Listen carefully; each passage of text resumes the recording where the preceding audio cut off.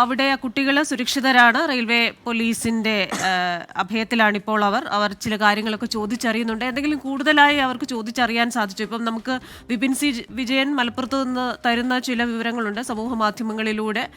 ഇതിൽ ഒരു കുട്ടി ഫാത്തിമയാണ് റഹീം അസ്ലം എന്ന് പറയുന്ന ആളിനെ പരിചയപ്പെടുന്നത്. അതിനുശേഷമാണ് ഇവർ രണ്ടുപേരും കൂടെ പോകാനുള്ള തീരുമാനം ഉണ്ടായിരുന്നു. റഹീം അതിന് സഹായം നൽകാം എന്ന് പറഞ്ഞു. കുറച്ച് പണം ഉണ്ടായിരുന്നു കയ്യിൽ. അശ്വതിയുടെ പിതാവ് പറഞ്ഞു കൂടുതൽ പണമൊന്നും കൊടുത്തിരുന്നില്ല എന്ന് പറയുന്നു. അപ്പൊ ഈ പണം എവിടെ നിന്ന് വന്നു? ഇങ്ങനെയൊക്കെ ഒരുപാട് ചോദ്യങ്ങളും അതിനകത്തുണ്ടല്ലോ.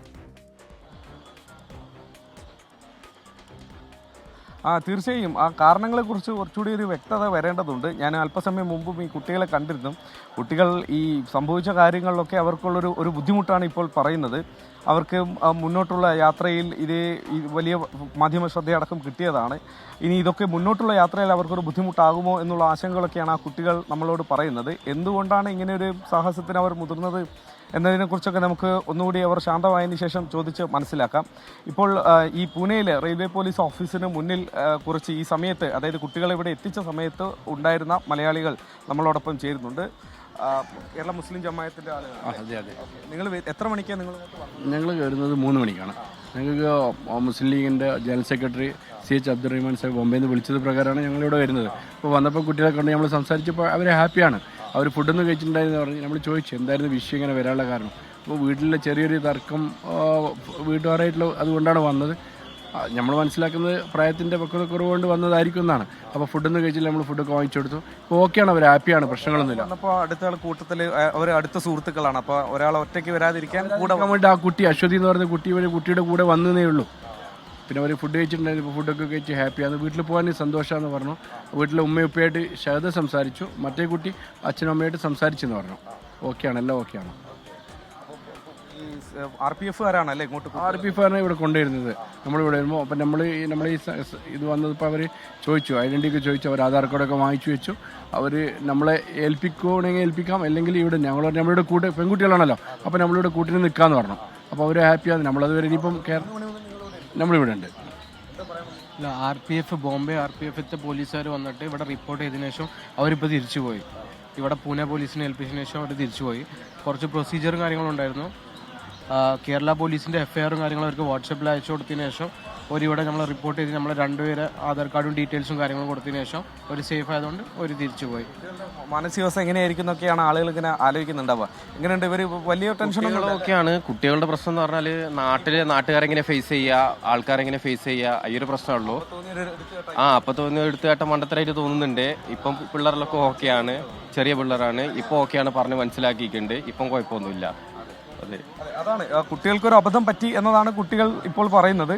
ഒരു എടുത്തുകാട്ടം അത് ഇത്ര വലിയ പ്രശ്നമായി മാറും എന്നതൊന്നും ആ സമയത്ത് അവർ കണക്ക് കൂട്ടി കാണില്ല.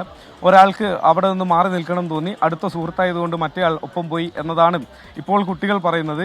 അതുകൊണ്ട് അവർക്ക് ഇനിയിപ്പോൾ ഇവിടെ നിന്ന് സാധാരണ ജീവിതത്തിലേക്ക്, അതായത് കേരളത്തിലേക്ക് മടങ്ങണം, വീട്ടിൽ പോകണം, സ്കൂളിൽ വീണ്ടും പോകണം. അങ്ങനെയുള്ള കുട്ടികളുടെ സാധാരണ ജീവിതമാണ് അവർക്ക് മടക്കി കിട്ടേണ്ടത്. ശ്രീനാഥ്, അങ്ങനെ പറയുമ്പോഴും ഇപ്പോൾ കഴിഞ്ഞ ദിവസം RRT ഉദ്യോഗസ്ഥനുമായിട്ട് സംസാരിക്കുമ്പോൾ ഇവർ പറയുന്ന ചില കാര്യങ്ങളുണ്ടോ? ഒന്ന്, എല്ലാ വീടുകളിലും നടക്കുന്ന കാര്യങ്ങളാണ് അവർ പറയുന്നത്. ഇപ്പോൾ നമ്മളാണെങ്കിലും ഞാൻ വീട്ടിൽ നിന്ന് ഇറങ്ങി പോവുകയാണെന്ന് പറയുമ്പോൾ നമ്മളോടും പറഞ്ഞിട്ടുണ്ട്, ഞാൻ ടിക്കറ്റ് എടുത്ത് തരാൻ, തിരിച്ചിങ്ങോട്ട് വരരുത്, ഞാൻ അന്വേഷിച്ച് വരില്ല എന്നൊക്കെ പറയും. ഇതൊക്കെ സാധാരണ സംഭവിക്കുന്ന കാര്യങ്ങളാണ്. പക്ഷേ അത് അവരുടെ ആ ഒരു പ്രായത്തിൻ്റെതായ പക്വതക്കുറവിലും പ്രായത്തിൻ്റെതായ ചിന്താഗതിയുടെ ഭാഗത്ത് അവരത് കണ്ട് അവർ വീട്ടിൽ നിന്ന് ഇറങ്ങിപ്പോകാൻ തീരുമാനിക്കുന്നു. ഇതുപോലെ തന്നെ അവർ പറയുന്നു മുൻപും സംഭവിച്ചിട്ടുണ്ട് പലപ്പോഴും ഇങ്ങനെ ചീത്ത പറയുമ്പോഴൊക്കെ. പക്ഷേ ഒരു 3-4 ദിവസത്തേക്ക് നന്നായി പെരുമാറും, അതിനുശേഷം വീണ്ടും ഞങ്ങളോടുള്ള പെരുമാറ്റം മോശമാകും എന്ന് പറയുമ്പോൾ ഈ രണ്ട് കൂട്ടർക്കും ഒരു ദീർഘകാലാടിസ്ഥാനത്തിൽ കൗൺസിലിംഗ് എന്താണ്, ഈ പ്രായത്തിൽ ബുദ്ധിപരമായ പ്രായോഗികമായ തീരുമാനങ്ങൾ എന്തൊക്കെയാണ്, ഒപ്പം തന്നെ വീട്ടുകാരും ഏത് രീതിയിലാണ് ഈ ടീനേജിലുള്ള കുട്ടികളോട് അവരെ ഹാൻഡിൽ ചെയ്യുക എന്ന് പറയുന്നത് വളരെ സങ്കീർണമായ ഒരു പ്രക്രിയ കൂടിയാണല്ലോ. അപ്പോൾ അത്തരത്തിലുള്ള കാര്യങ്ങളിലേക്കൊക്കെ കൂടെ കടക്കുകയില്ലേ?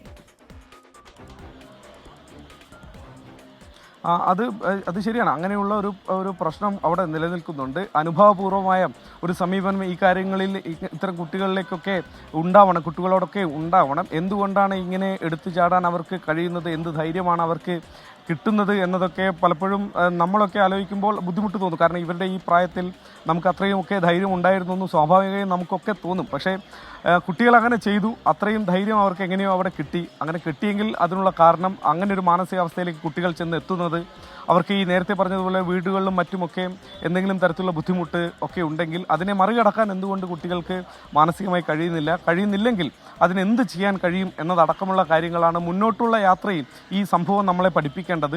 അത്തരം മാറ്റങ്ങളാണ് മുന്നോട്ടുള്ള യാത്രയിൽ. ഇനി മറ്റേതെങ്കിലും ഒരു കുട്ടി ഇത്തരത്തിലുള്ള സാഹസങ്ങൾക്ക് മുതിരാതിരിക്കണമെങ്കിൽ അത്തരം പാഠങ്ങൾ പഠിക്കുകയും അത് ഒന്നോ രണ്ടോ വീട്ടിൽ ഒതുങ്ങി നിൽക്കാതെ എല്ലാ വീടുകളിലേക്കും അത് എത്തുകയും കുട്ടികൾക്കൊക്കെ ആ തരത്തിലുള്ളൊരു ധൈര്യവും ഇത്തരം പ്രശ്നങ്ങളെ മറികടക്കാനുള്ള കരുത്തുമൊക്കെ നൽകേണ്ടതുമാണ്.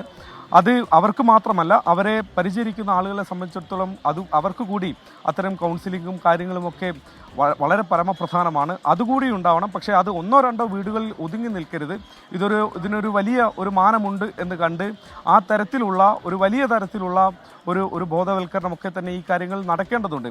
ഇനി ഈ സ്പെസിഫിക്കായി ഈ ഒരു കേസിൽ ഇതിനപ്പുറത്തേക്ക് കുട്ടികൾ പെട്ടെന്ന് എടുത്ത ഒരു തീരുമാനം എന്നതിനപ്പുറത്തേക്ക് സമ്മർദ്ദമോ പ്രലോഭനങ്ങളോ എന്തെങ്കിലും ഉണ്ടോ എന്നറിയണമെങ്കിൽ വിശദമായ അന്വേഷണത്തിലൂടെ മാത്രമേ അത് സാധിക്കൂ. അത് പോലീസിൻ്റെ അന്വേഷണത്തിലാണ് വ്യക്തമായി വരേണ്ടത്. അതിൽ ഈ കുട്ടികളുടെ മൊഴി പോലീസിന് നേരിട്ടെത്തി എടുക്കേണ്ടതുണ്ട്, വിശദമായ മൊഴി എടുക്കേണ്ടതുണ്ട്. ഒപ്പം തന്നെ പെൺകുട്ടികളോടൊപ്പം യാത്ര ചെയ്ത യുവാവിനെ കുറിച്ചുള്ള അയാളിൽ നിന്ന് ലഭിക്കേണ്ട വിവരങ്ങളുണ്ട്, അത് ചോദിച്ചറിയണം. മറ്റാരുടെയെങ്കിലും സഹായമടക്കം കിട്ടിയോ എന്നതടക്കമുള്ള പല ചോദ്യങ്ങളുണ്ട്. കാരണം സാധാരണ കുട്ടികൾക്ക് അത്ര എളുപ്പത്തിൽ എത്തിപ്പെടാൻ കഴിയുന്ന തരത്തിലുള്ള ഒരു യാത്രയല്ല ഈ കുട്ടികളുടെ ഭാഗത്തു നിന്നും ഉണ്ടായത്. ഏതാണ്ട് 1000 കിലോമീറ്ററിനപ്പുറത്തേക്ക് മുംബൈ പോലെ ഒരു നഗരത്തിലേക്ക് ഭാഷയടക്കം വ്യക്തമായി അറിയാതെ കുട്ടികൾക്ക് എത്താൻ ധൈര്യം കിട്ടിയെങ്കിൽ അവിടെ വന്ന് ഇതുപോലെ ഒരു ഹെയർ സലൂണിലൊക്കെ പോയി മുടിയൊക്കെ ശരിയാക്കി തിരിച്ച് യാത്ര തുടരാനൊക്കെ അവർക്ക് ഒരു കരുത്ത് കിട്ടിയെങ്കിൽ, മനസ്സിന് കരുത്ത് കിട്ടിയെങ്കിൽ, അല്ലെങ്കിൽ അങ്ങനെ ഒരു ബോധം പെട്ടെന്ന് കുട്ടികൾക്ക് അങ്ങനെ ഒരു തോന്നലൊക്കെ ഉണ്ടായെങ്കിൽ അതിന് മറ്റെന്തെങ്കിലും കാരണങ്ങളുണ്ടോ എന്നതൊക്കെ പോലീസിൻ്റെ അന്വേഷണത്തിലാണ് വ്യക്തമാവേണ്ടത്. അത്തരം സമ്മർദ്ദങ്ങളോ പ്രലോഭനങ്ങളോ ഒന്നും തന്നെ കുട്ടികൾക്കില്ലെങ്കിൽ അതിനുള്ള ഒരു പ്രതിവിധി അത് ഏതെങ്കിലും ഒരു കുട്ടിയിലോ 2 കുട്ടിയിലോ ഒതുങ്ങേണ്ടതല്ല. അത് പൊതുവെ നമ്മുടെ ഈ തലമുറയിലാകെ തന്നെ വരുന്ന ചില പ്രശ്നങ്ങളാണ്. അതിനുള്ള മാറ്റം ബാലാവകാശ കമ്മീഷൻ അടക്കമുള്ള സംവിധാനങ്ങളൊക്കെ കാര്യമായി ചിന്തിച്ച് മാറ്റങ്ങൾ കൊണ്ടുവന്നാൽ മാത്രമേ ഇത്തരം സംഭവങ്ങൾ ആവർത്തിക്കാതിരിക്കൂ. എന്തെങ്കിലും തരത്തിലുള്ള അപകടങ്ങളോ ദുരന്തങ്ങളോ ഒക്കെ സംഭവിക്കുന്ന സമയത്ത് അത് ആവർത്തിക്കാതിരിക്കാനുള്ള കരുതലാണ് യഥാർത്ഥത്തിൽ അതിനുശേഷം ഉണ്ടാവേണ്ടത്. ഓർമ്മപ്പെടുത്തലൊക്കെ അതിനു വേണ്ടിയാവണം. യഥാർത്ഥത്തിൽ ഈ സംഭവത്തിലും അത്തരം ഒരു മാറ്റമാണ് യഥാർത്ഥത്തിൽ നമ്മൾ പ്രതീക്ഷിക്കേണ്ടത്. താനൂരിൽ നിന്നുള്ള പോലീസ് സംഘം 6 മണിയോടെ പുറപ്പെടും എന്നതാണ് അറിയിച്ചിട്ടുള്ളത്. കൊച്ചിയിൽ നിന്നുള്ള വിമാനത്തിൽ ഈ മുംബൈയിലേക്ക് എത്തും. അവിടെ നിന്ന് ഏതാണ്ട് റോഡ് മാർഗമാണെങ്കിൽ 4 മണിക്കൂറോളം സമയം പൂനെയിലേക്ക് എടുക്കും. അങ്ങനെയെങ്കിൽ ഏതാണ്ട് ഉച്ചയോടെ 12 മണിക്ക് ശേഷം മാത്രമേ അവർക്ക് ഇവിടെ എത്താൻ കഴിയൂ. എത്തിക്കഴിഞ്ഞാൽ വലിയ നടപടിക്രമങ്ങളില്ല എന്ന് തന്നെയാണ് റെയിൽവേ പോലീസ് പറയുന്നത്. കൈമാറ്റമല്ലാതെ മറ്റ് കാര്യമായി നടപടിക്രമങ്ങളില്ല. അങ്ങനെ രാത്രി വളരെ വൈകി മുതൽ ശ്രീനാഥ് ഇത് റിപ്പോർട്ട് ചെയ്തുകൊണ്ടിരിക്കുകയാണ്. ഉറങ്ങിയിട്ട് പോലും ഇല്ല എന്നറിയാം. അതുകൊണ്ട് ശ്രീനാഥ് കൂടുതൽ വിവരങ്ങളൊന്ന് ശേഖരിക്കുക.